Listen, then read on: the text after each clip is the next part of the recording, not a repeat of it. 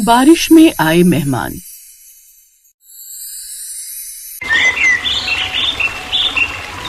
भैया ये आलू कैसे दिए? 30 रुपए किलो है बहन जी। ठीक है फिर 2 किलो तौल दो। गर्मा गर्म पकौड़े और फ्रेंच फ्राइज बनाकर खाऊंगी, वो भी सॉस के साथ। बाय गॉड मजा ही आ जाएगा।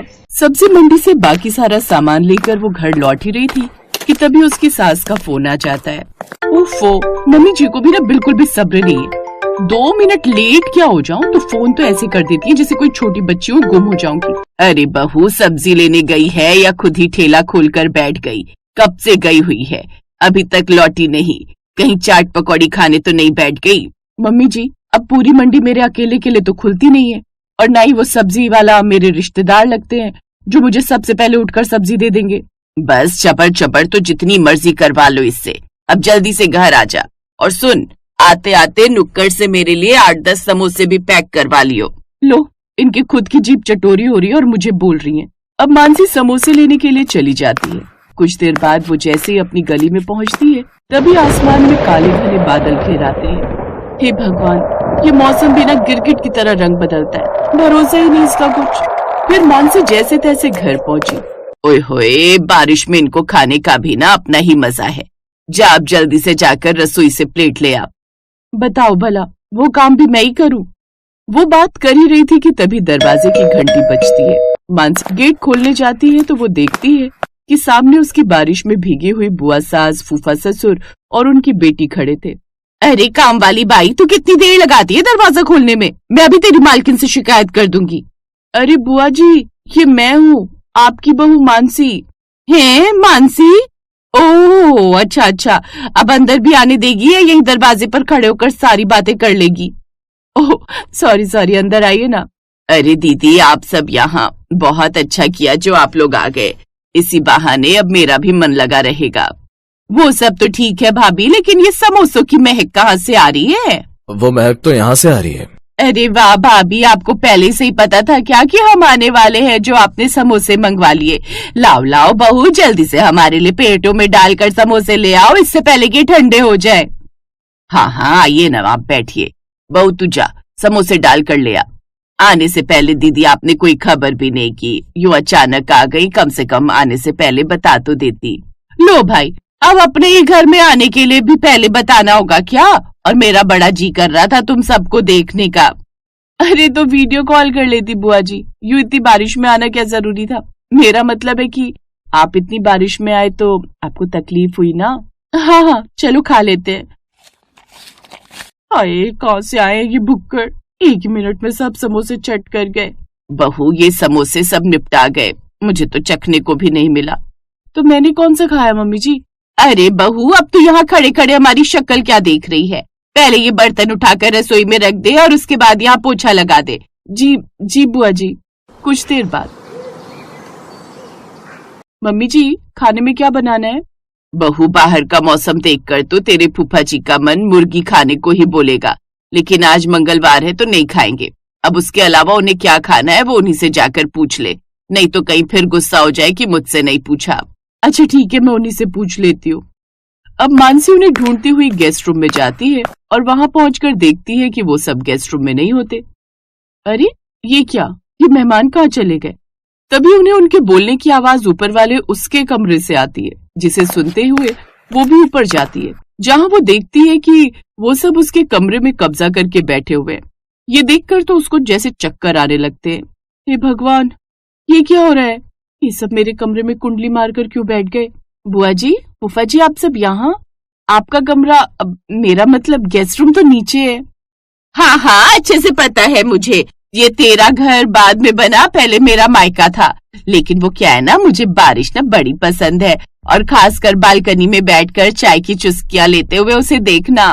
ओए होए क्या मजा आता है।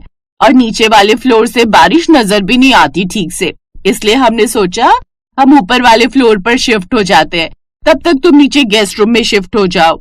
हे भगवान, अब यही देखना बाकी था, अपने घर में गेस्ट बनकर रह गई मैं तो। अभी तो मानसी आगे आगे देखना जाने क्या क्या होता है।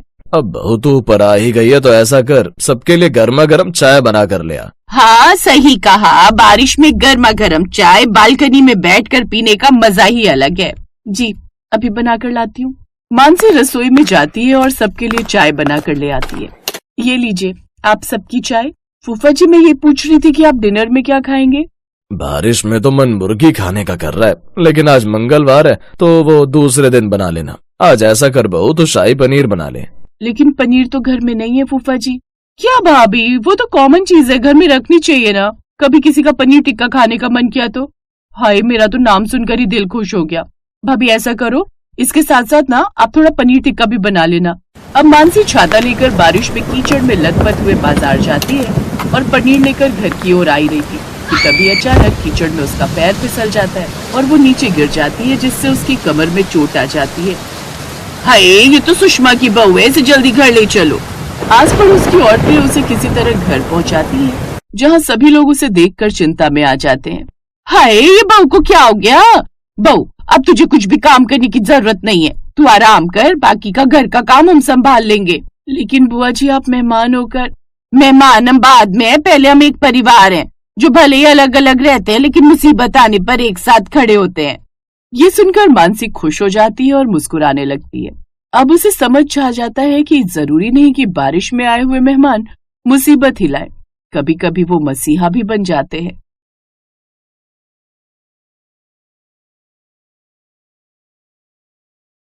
राशि सुबह से परेशान थी। उसकी कामवाली की सास बीमार थी, इसीलिए वो 2 महीने की छुट्टी पर गांव चली गई। क्या हुआ राशि? ऑफिस जाने का टाइम हो रहा है और तुम अभी तक किचन में ही हो। तो और क्या करूं? पुष्पा अचानक छुट्टी लेकर गांव चली गई। बिल्डिंग के सारे फ्लैट्स में पूछ लिया है, किसी की भी काम वाली खाली नहीं है। एक काम करो, तुम गाड़ी लेकर ऑफिस पहुंचो, मैं ऑटो लेकर अपने ऑफिस चली जाऊंगी। तभी दरवाजे की घंटी बजती है। जी कहिए, आपको किससे मिलना है? मेरा नाम सुदर्शन है और ये मेरी पत्नी अनुपमा है। हम दिल्ली से आए हैं। आपके नीचे वाली बिल्डिंग के फ्लैट में जो अशोक रहता है वो मेरा भांजा है। पता नहीं, बहुत देर से हम घंटी बजा रहे थे, किसी ने फ्लैट का दरवाजा ही नहीं खोला। हाँ, हमने तो 1 हफ्ता पहले ही अशोक को बता दिया था कि हम मुंबई आ रहे हैं। इनके घुटने का इलाज करवाना था, तो सोचा अशोक तो यहाँ रहता ही है। अशोक को फोन किया आपने? बेटा, यहाँ आते हुए टैक्सी में फोन की डायरी सीट पर ही छूट गई। उसी में ही अशोक का फोन नंबर था।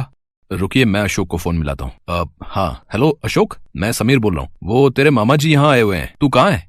हेलो समीर, मैं तो जरूरी काम से काजल के साथ लंदन आया हुआ हूँ। लंदन? पर तेरे मामा मामी यहाँ मेरे घर पर हैं, अब उन्हें क्या बोलूं? एक काम कर यार, मेरी थोड़ी मदद कर दे। मैं 2-3 दिन में जैसे ही काम खत्म होता है वापस लौट आऊंगा। तब तक तू मामा मामी को अपने घर पर ही रख ले यार, तू मेरा दोस्त है ना। पर अशोक, हेलो समीर, यहाँ नेटवर्क नहीं है, आवाज नहीं आ रही है। मैं तुझसे बाद में बात करता हूँ, ठीक है? मामा मामी का ख्याल रखना। हेलो। अशोक फोन काट देता है।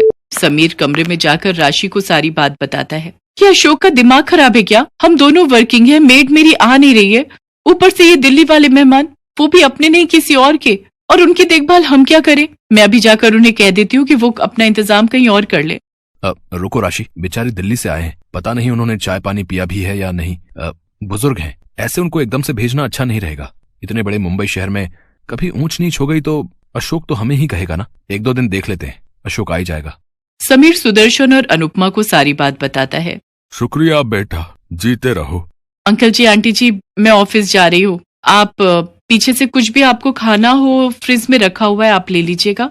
हाँ बेटी, तुम आराम से अपने काम पर जाओ, हमें जो चाहिए होगा हम ले लेंगे। समीर और राशि अपने अपने ऑफिस चले जाते हैं। शाम को जब राशि ऑफिस से लौटती है तो वो घर की हालत देखकर हैरान रह जाती है। ओह नो, इतनी गंदी स्मेल कहाँ से आ रही है? ये स्मेल नहीं बेटी, ये तो देसी घी की खुशबू है। तुम्हारे फ्रिज में मलाई की बहुत सारी कटोरी रखी थी, तो मैंने सोचा इसका शुद्ध ताजा देसी घी बना लेती हूँ, तुम्हारे काम आएगा।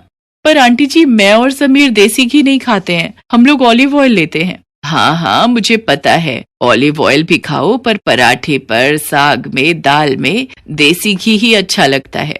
रात को सबको खाना खिलाकर जब राशि सोने के लिए कमरे में जाती है तो वो मन ही मन गुस्से में थी। वो कमरे में आते ही समीर पर बरस पड़ी। अरे, ये अशोक के दिल्ली वाले मेहमान कब तक रहेंगे? पता है, आज सारी रसोई में देसी घी की स्मेल भर गई, और ऊपर से वो अंकल जी, न्यूज़पेपर कहीं रखा है, सोफे के कवर फैले हुए हैं। उनको मैं टोक नहीं सकती थी, पर ये लोग कब जाएंगे, मैं तंग आ गई हूँ। अभी राशि समीर से बात कर ही रही थी कि तभी सुदर्शन दरवाजा खटखटाता है।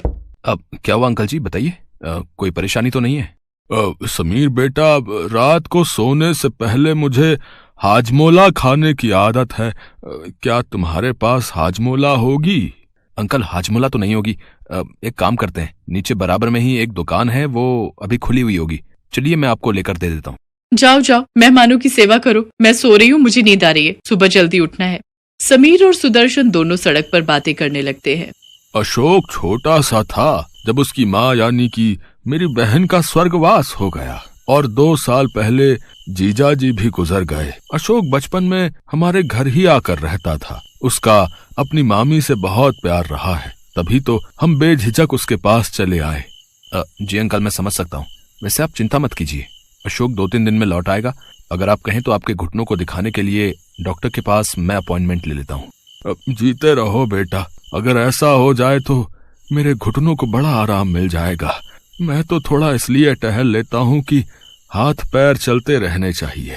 सुदर्शन और अनुपमा को समीर के घर रहते हुए 1 हफ्ता बीत चुका था, पर अशोक फोन नहीं उठा रहा था। समीर सुदर्शन को डॉक्टर के पास ले जाता है और सुदर्शन के घुटनों का इलाज शुरू हो जाता है। एक दिन अशोक का फोन खुद आ जाता है। अरे अशोक, कहाँ था तू? इतने दिन से मैं तुझे फोन मिला रहा हूँ। तेरे पास मामा जी के सारे एक्सरे रिपोर्ट और डॉक्टर की रिपोर्ट जो उन्होंने तुझे दिल्ली में दी थी, तेरे फोन में उसकी फोटो होगी, पर तूने मेरा फोन नहीं उठाया। अब मैंने डॉक्टर से दोबारा इलाज शुरू करवाया है, पर तू कब आ रहा है? कुछ बता तो सही, क्योंकि डॉक्टर ने मामा जी को 15 दिन और यहाँ रुकने की बात कही है। उन्हें कुछ एक्सरसाइज बताएगा डॉक्टर। सॉरी यार, मैं यहाँ पर बहुत फंस गया हूँ। मेरा काम ही खत्म नहीं हो रहा है। मुझे अभी कम से कम 10 दिन और लगेंगे यार। प्लीज तू यार किसी तरह से ना मामा जी और मामी जी को अपने पास रख ले। अगर तू कहे तो मैं खर्चे के पैसे भेज देता हूँ। नहीं, ऐसी कोई बात नहीं है। चल मैं देखता हूँ, ठीक है। समीर आखिर क्या करता? वो मजबूर था। वो मामा जी को अपने घर से जाने के लिए नहीं कह सकता था। वो जानता था कि वो बुजुर्ग दंपत्ति किस परेशानी से गुजर रहे हैं। एक दिन जब राशि गुस्से में समीर पर बरस रही थी, तो अनुपमा चुपके से उनकी बातें सुन लेती है। तुम्हें पता भी है समीर, उन लोगों के आने से घर खर्च कितना बढ़ गया है। पहले मेरी और तुम्हारी सैलरी में से कितने पैसे बच जाते थे, पर अब देखो, गर्मी के दिन है, एयर कंडीशनर का भी बिल डबल आ रहा है। रसोई में भी गैस चूल्हे का बिल पहले कितना कम आता था, ऊपर से इस फ्लैट का किराया। अरे धीरे बोलो राशि, अंकल आंटी बाहर ड्राइंग रूम में बैठे हैं, उन तक हमारी आवाज ना पहुंच जाए। अरे अच्छा नहीं लगता है। कोई बात नहीं, थोड़े दिनों की तो बात है। अशोक लौट आएगा, वो बोल रहा है। आज ही मेरी उससे बात हुई है, वो 10 दिन बाद वापस लौट रहा है। अनुपमा जाकर सारी बात सुदर्शन को बताती है। वो दोनों समीर और राशि की मजबूरी को समझ गए थे। सुदर्शन उसी शाम बाजार जाकर राशन का बहुत सारा सामान, खाने पीने की चीजें, फल सब्जियां सब खरीद लाता है। अनुपमा उस रात बढ़िया बढ़िया खाने के व्यंजन बनाती है। जब राशि और समीर घर लौटते हैं तो घर का तो पूरा नक्शा ही बदला हुआ था। राशि थकी हुई रसोई में खाना बनाने जा रही थी। वो देखती है रसोई में तो दाल, सब्जी, रोटी, चावल सब कुछ तैयार था। वो देखकर हैरान रह जाती है। समीर बेटा, राशि, तुम दोनों जल्दी से हाथ मुंह धो लो, फिर हम सब मिलकर खाना खाएंगे। और तुम्हारे अंकल जी ये कुछ सामान लाए थे, मुझे बता देना राशि बिटिया, ये सब सामान कहाँ रखना है। अरे अंकल, इतना सारा सामान लाने की क्या जरूरत थी? कोई बात नहीं बेटा, तुम भी तो मेरे अपने अशोक जैसे ही हो। उस दिन से राशि और समीर मानो सुदर्शन और अनुपमा से इस तरह घुल मिल गए जैसे कि वो उनके लिए पराए नहीं सके ही हो। कुछ दिन तक अशोक वापस नहीं लौटा, पर समीर और राशि को अब इस बात की कोई परवाह नहीं थी। वो दोनों सुदर्शन और अनुपमा के आने से बहुत खुश थे। और एक दिन सुदर्शन और अनुपमा जब दिल्ली वापस जाने लगे तो अशोक लौट आया। समीर बेटा, राशि बिटिया, तुम दोनों ने हमें अपनों से भी बढ़कर प्यार दिया, ये बात हम कभी नहीं भूलेंगे। जाने से पहले हम तुम्हें कुछ देना चाहते हैं, इसे बड़ों का आशीर्वाद समझकर रख लेना, मना मत करना बच्चों। अंकल, ये चाबियां कैसी? मैं कुछ समझा नहीं। समीर बेटा, ये हमारे मुंबई वाले फ्लैट की चाबियां हैं। हम उस फ्लैट में नहीं रहते, हम दिल्ली रहते हैं, इसलिए यहाँ का फ्लैट बंद रहता है। अशोक के पास हमारा आना कभी नहीं हुआ, इसलिए हम कभी उस फ्लैट में जा ही नहीं पाए। अब से ये फ्लैट तुम दोनों का है। हम जानते हैं तुम यहाँ इस फ्लैट में किराए पर रहते हो, अब तुम्हें किराए पर रहने की कोई जरूरत नहीं है। हाँ समीर बेटा, हम दोनों बूढ़े बुढ़िया 2 फ्लैट लेकर क्या करेंगे? हम शुरू से दिल्ली रह रहे हैं, आज से तुम दोनों वहां रहना और हंसी खुशी उस फ्लैट में गृह प्रवेश करो। पर मामा जी, वो फ्लैट तो आपने मुझे देने के लिए कहा था। चलिए मामा जी, मामी जी, आपकी फ्लाइट का टाइम हो रहा है। चलो राशि, हम मामा जी और मामी जी को छोड़ने चलते हैं। राशि और समीर सुदर्शन और अनुपमा को छोड़ने एयरपोर्ट चले जाते हैं और अशोक उन्हें जाते हुए देखता रहता है। वो जानता था कि वो कहाँ गलत था। Thanks for watching.